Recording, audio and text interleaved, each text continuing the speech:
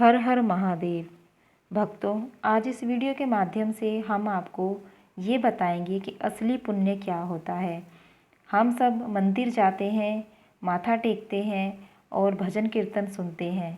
इसके अलावा भी हमारे जीवन में होने वाली बहुत सी ऐसी घटनाएं हैं जो पुण्य कहलाती हैं, जो हम करने के बाद हमें उन चीज़ों का पुण्य लगता है। और अगर आप ये कथा सुन रहे हैं तो कृपा करके इस कथा को पूरा सुनिएगा, क्योंकि कथा को आधा अधूरा सुनने से भी पाप लगता है। और अगर आप इस कथा का पुण्य पाना चाहते हैं तो इस कथा को पूरा सुनिएगा। आइए इस कथा को प्रारंभ करते हैं। एक राजा बहुत प्रजा पालन था, हमेशा प्रजा के हित में प्रयत्नशील रहता था। वह इतना कर्मठ था कि अपना सुख, ऐशो आराम सब छोड़कर सारा समय जन कल्याण में ही लगा देता था। यहाँ तक कि जो मोक्ष का साधन है अर्थात भगवत भजन, उसके लिए भी वह समय नहीं निकाल पाता था। एक सुबह राजा वन की तरफ भ्रमण करने के लिए जा रहा था कि उसे एक देव के दर्शन हुए। राजा ने देव का प्रणाम करते हुए उनका अभिनंदन किया और देव के हाथों में एक लंबी चौड़ी पुस्तक देखकर उसने पूछा, महाराज, आपके हाथ में यह क्या है? देव बोले, राजन, यह हमारा वही खाता है जिसमें सभी भजन करने वालों के नाम हैं। राजा ने निराशायुक्त भाव से कहा, कृपा दिखाइए तो इस किताब में कहीं मेरा नाम भी है या नहीं। देव महाराज किताब का एक एक पृष्ठ उल्टाने लगे, परंतु राजा का नाम कहीं भी नजर नहीं आया। राजा ने देव को चिंतित देखकर कहा, महाराज, आप चिंतित ना हों, आपके ढूंढने में कोई भी कमी नहीं है। वास्तव में ये मेरा दुर्भाग्य है कि मैं भजन कीर्तन के लिए समय नहीं निकाल पाता और इसीलिए मेरा नाम यहाँ नहीं है। उस दिन राजा के मन में गालीन सी उत्पन्न हुई, लेकिन इसके बावजूद उन्होंने इसे नज़रअंदाज कर दिया और पुनः परोपकार की भावना लिए दूसरों की सेवा करने में लग गए। कुछ दिन बाद राजा फिर सुबह वन की तरफ टहलने के लिए निकले तो उन्हें वहीं देव महाराज के दर्शन हुए।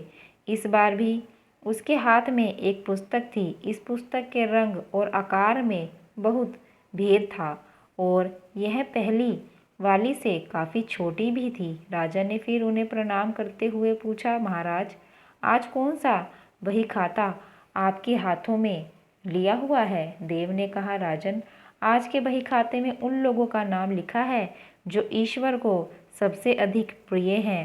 राजन ने कहा, कितने भाग्यशाली होंगे वे लोग, निश्चित ही वे दिन रात भगवत भजन में लीन रहते होंगे। क्या इस पुस्तक में कोई मेरे राज्य का भी नागरिक है? देव महाराज ने बही खाता खोला और ये क्या, पहले पन्ने पर पहला नाम राजा का ही था। राजा ने आश्चर्यचकित होकर पूछा, महाराज, मेरा नाम इसमें कैसे लिखा हुआ है? मैं तो मंदिर भी कभी कभार ही जाता हूँ। देव ने कहा, राजन, इसमें आश्चर्य की क्या बात है? जो लोग निष्काम होकर संसार की सेवा करते हैं, जो लोग संसार के उपकार में अपना जीवन अर्पण करते हैं, जो लोग मुक्ति का लोभ भी त्याग कर प्रभु के निर्बल संतानों की सेवा सहायता में अपना योगदान देते हैं, उन त्यागी महापुरुषों का भजन स्वयं ईश्वर करता है। हे राजन, तू मत पछता कि तू पाठ पूजा नहीं करता, लोगों की सेवा कर। तू असल में भगवान ही की ही पूजा करता है। पर परोपकार और निस्वार्थ लोक सेवा किसी भी उपासना से बढ़कर है।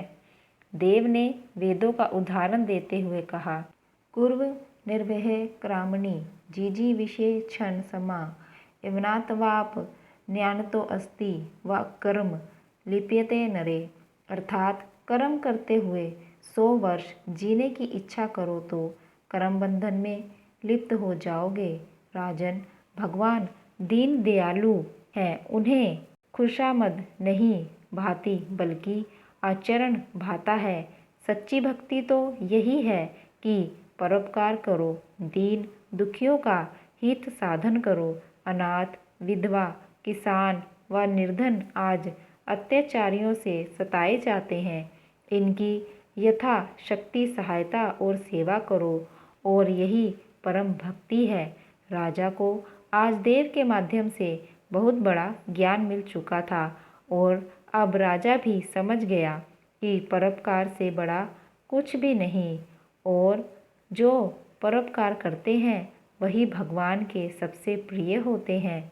मित्रों, जो व्यक्ति निस्वार्थ भाव से लोगों की सेवा करने के लिए आगे आते हैं, परमात्मा हर समय उनके कल्याण के लिए यत्न करता है। हमारे पूर्वजों ने कहा भी है, परोपकार्य पुण्याय भवति, अर्थात दूसरों के लिए जीना, दूसरों की सेवा को ही पूजा समझकर कर्म करना, परोपकार के लिए अपने जीवन को सार्थक बनाना ही सबसे बड़ा पुण्य है।